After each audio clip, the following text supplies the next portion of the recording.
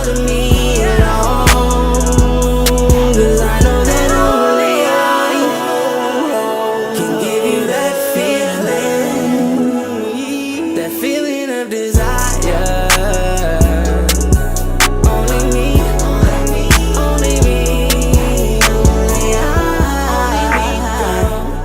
can give you that feeling of desire.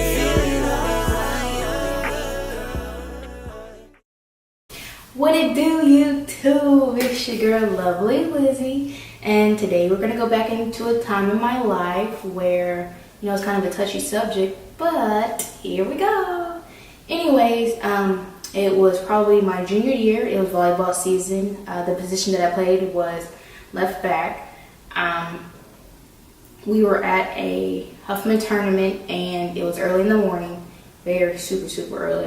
Probably about 7, 8 o'clock in the morning. So probably into, probably the second game, I made a split decision. I dove for the ball wrong, not thinking of my form or anything, and it ended up costing me later on in the future. So like probably, I'll say a couple of weeks down the road, I kept complaining, I kept having growing pain and everything. I told one of my friends, she was a trainer, she was like, well, maybe you can get checked out by one of our trainers. So during the period, I actually went down there after I told my coach about it, and she sent me down there. I got treatment, basically got ice and got TENS and everything. Sometimes that would work, sometimes it wouldn't, just irritate the area. So I got referred to a growing specialist first. Then, he did his assessment and said, well, you have a pulled growing. I was like, okay. He's like, we're gonna have to do 3 months of physical therapy. You're gonna have to do it 2 to 3 times a week. First, we're gonna start you out at 3 times a week. Then, towards the end of the 3 months, depending on how you feel, you're going to slow it down to about 2 times a week, and then, the last week, once a week. Well, after that was all said and done, it really didn't do anything but just help me strengthen my actual left leg. So my follow-up appointment with my growing specialist, he told me, how do you feel? I said, I basically feel the same. And he's like, so explain to me what your symptoms are, where the pain is coming from. By that time, I was already having like sharp shooting pains. It basically started up here in my actual hip, bounced off from my groin, and just spread throughout my leg. Told him that, and he was like, well, that doesn't sound, much of a growing issue anymore, but I'm going to refer you to one of our hip specialists, and he's going to take a look at you. He's one of the top 10 best doctors / surgeons, so on and so forth. Well, I got my appointment with him. He assessed me. He was like, well, you do have hip dysplasia. I was actually born with it. So he said, we're going to start you off cortisone shots. Well, did a total of maybe about 4 to 6 cortisone shots. Didn't really work. The longest it lasted, each cortisone shot, well, let me take that back. A few of the cortisone shots lasted me was probably about 2 weeks. The shortest amount of time was about maybe less than a week. After that, our next step was for physical therapy. Well, we had to do physical therapy for 4 months. I started actually going to physical therapy for about 3 or 4 times a week. Started out maybe, 2 times a week at the very, very beginning to see how the hip exercises were doing, that actually triggered more of the pain. So we actually stepped it up to 4 times a week at the beginning, and then at the end, we did 3 times a week.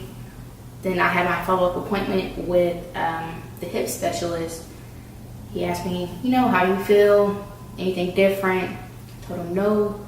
You know, I'm having so much pain. I'm having difficulty sleeping, laying down, walking, running, everything. And I'm like, it's to the point where it's really bothering me, especially during practice. It's like I can't really do anything because like I'm in so much pain. Well, this is actually during track season. I ended up only running in probably 2 or 3 of the track meets. I couldn't finish the season out because I was in too much pain. My coaches understood, but I did go to support.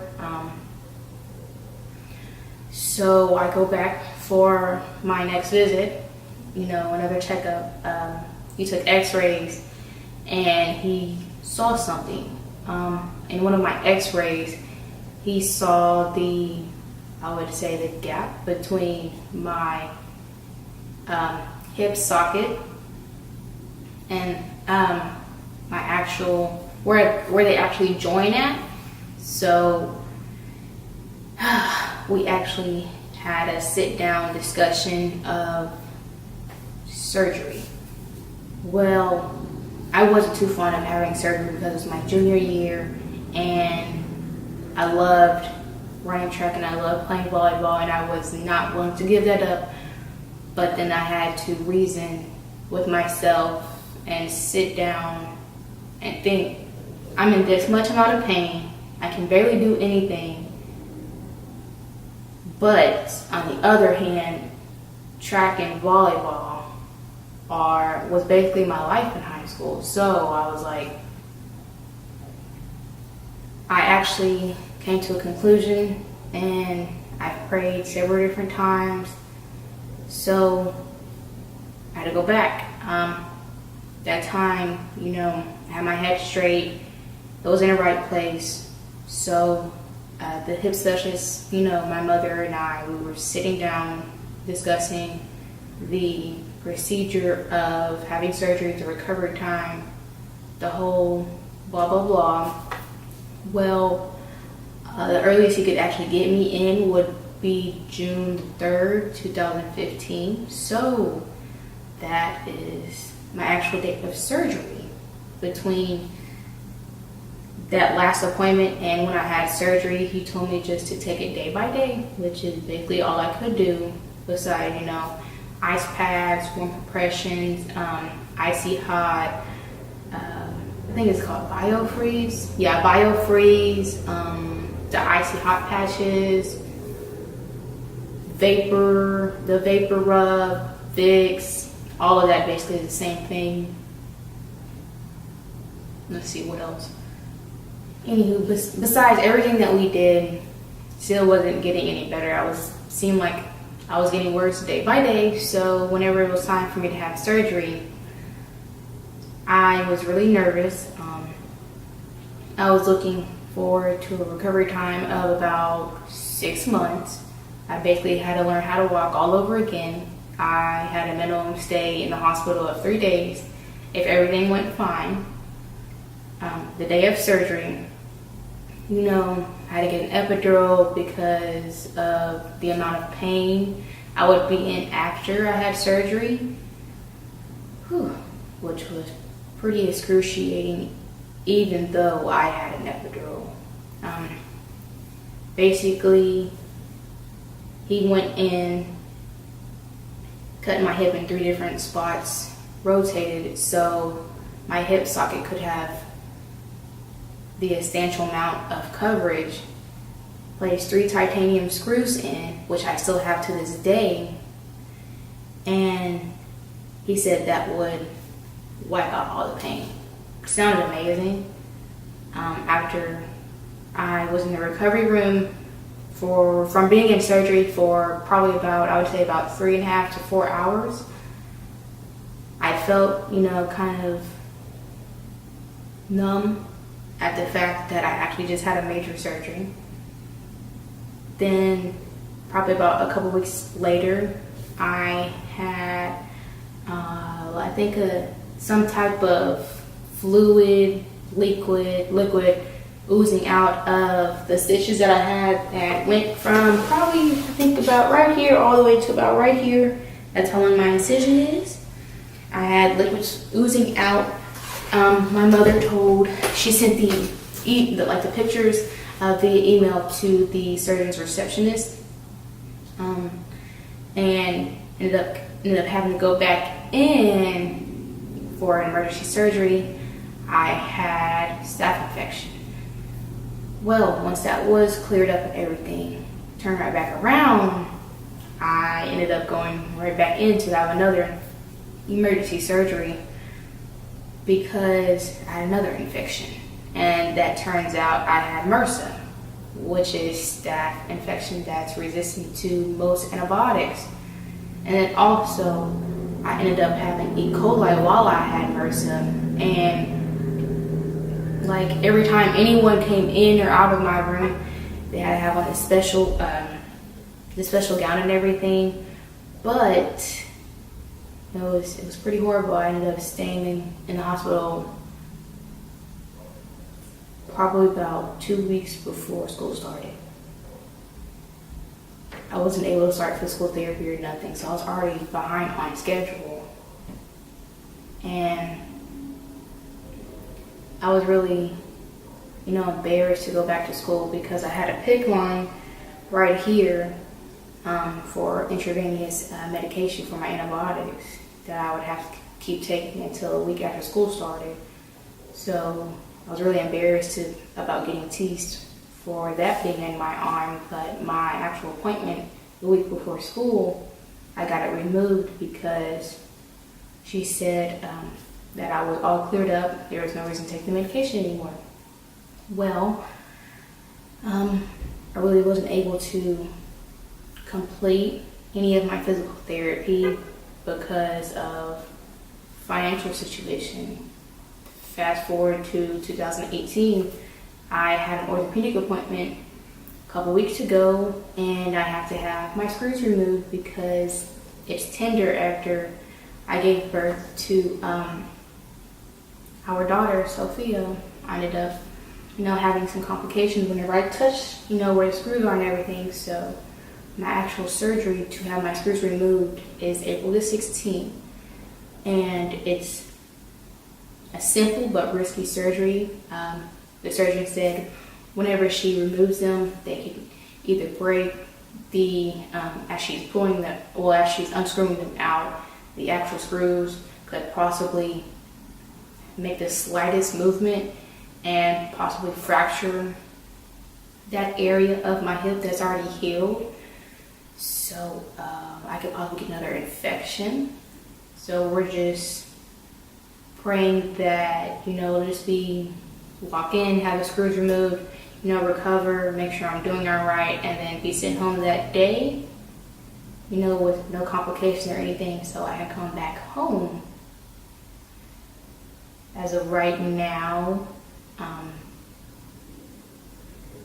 I'm kind of in this space of I don't want to do it, but at the same time, if I'm having issue and pain with the tenderness of that area, then there's no sense of continuing to put it off until, maybe later down in the future, it could be something much more than that, and I don't want to have to go through something like that ever again, because in all honesty, that really broke me. While that entire probably 2.5 to almost 3 months in the hospital before my senior year, I was really distraught. I lost a total of 40 to 45 pounds.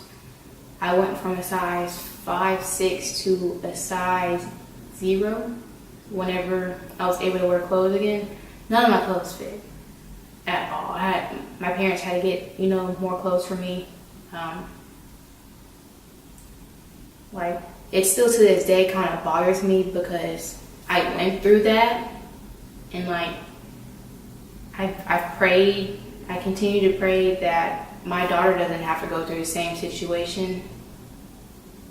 I was born premature. I was born at 20, 26 weeks, but my daughter was born at 38 weeks.